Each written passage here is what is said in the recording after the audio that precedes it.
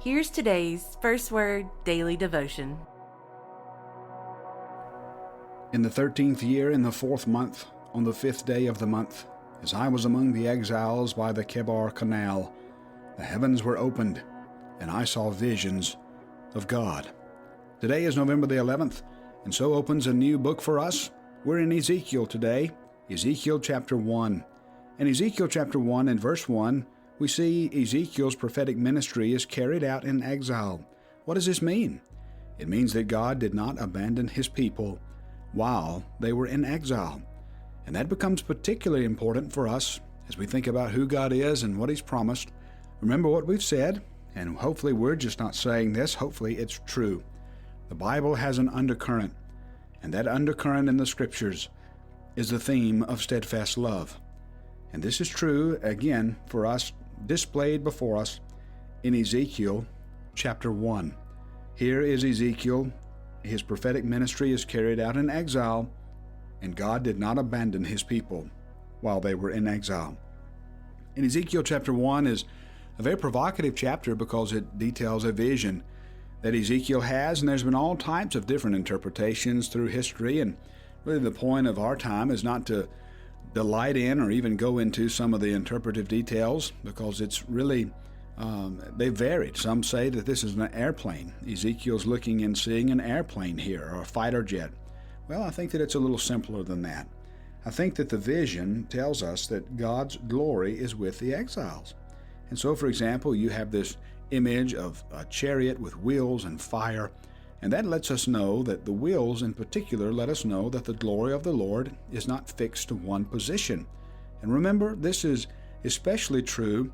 The reason that they rejected Jeremiah's message was they thought that the glory of the Lord and the temple, the glory of the Lord and the temple, the glory of the Lord and the temple were connected. They could never go into exile because we have the temple of the Lord, the temple of the Lord. And this prophetic ministry of Ezekiel while in exile really confronts that notion of the people and says, no, you've missed the point. God is the one who sent you here. And since God is the one who has sent you here, he will sustain you. And even though he let you go here because of your own sinfulness, and he is going to sustain you to bring you back. And we're going to see that right away in chapter 3 of Ezekiel in our reading today. Ezekiel chapter 3 literally gets to the heart of the matter. It's the same message for Jeremiah. The people need a new heart. And even in the exile, God is committed to giving his people a new heart. Look at Ezekiel chapter 1 and verse 20. Wherever the Spirit wanted to go, they went. And the wheels rose along with them, for the spirit of the living creatures was in the wheels. When those went, these went. Those stood, these stood. And when those rose from the earth, the wheels rose along with them. For the spirit of the living creatures was in the wheels. And so in other words, here's this motion connected with the Spirit. And the Spirit is mobile, the glory of the Lord is moving. Look at some of the details here at the end of chapter 1. Such was the appearance and the likeness of the glory of the Lord. So that tells us what we're looking at. We're not looking at some apocalyptic airplane. No, we're looking at the glory of the Lord. And when I saw it, I fell on my face, and I heard the voice of one speaking. Sounds a lot like what we're going to encounter in just a few weeks in Revelation, where John sees an image. He sees a vision. The first thing that he does, along with Ezekiel, is he falls on his face. And he said to me, chapter 2, Son of Man. And Son of Man is the title used to address Ezekiel. And it's important for us to remember that this is a favored title of Christ. And we'll see that play out in Daniel, especially in Daniel chapter 7, but we'll wait until we get there. And as he spoke to me, the Spirit entered into me and set me on my feet, and I heard him speaking to me. Now, verse 4, I send you to them. You shall say to them, Thus saith the Lord, whenever they hear or refuse to hear, for they are a rebellious house, they will know that a prophet has been among them. And you, Son of Man, be not afraid of them, nor be afraid of their words. Though briars and thorns are with you, and you sit on scorpions, be not afraid of their words, nor be dismayed at their looks, for they are a rebellious house. That's the second time he said that. And you shall speak my words to them, whether they hear or refuse to hear. And here's the third time, for they are a rebellious house. Now, chapter 3, eat this scroll, go to speak to the house of Israel. So I opened my mouth. He gave me the scroll to eat and said, Son of man, feed your belly with this scroll that I give you and fill your mouth with it. Then I ate, and it was in my mouth sweet as honey. And this is an image of the word of the Lord, the way that it's supposed to be appropriated to us. It's supposed to be sweet as honey. And verse 7 really gets to the heart of the matter.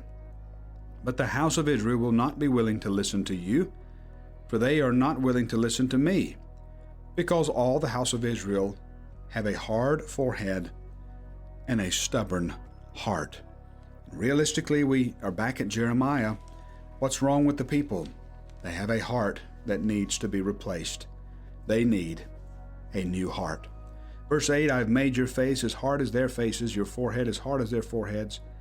Like emery harder than flint have I made your forehead. Fear them not, nor be dismayed at their looks. They are a rebellious house. Moreover, he said to me, Son of man, all my words I shall speak to you. Receive in your heart. Pay attention there.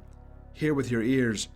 Go to the exiles, to your people, and speak to them, and say to them, Thus saith the Lord, whether they hear or whether they refuse to hear.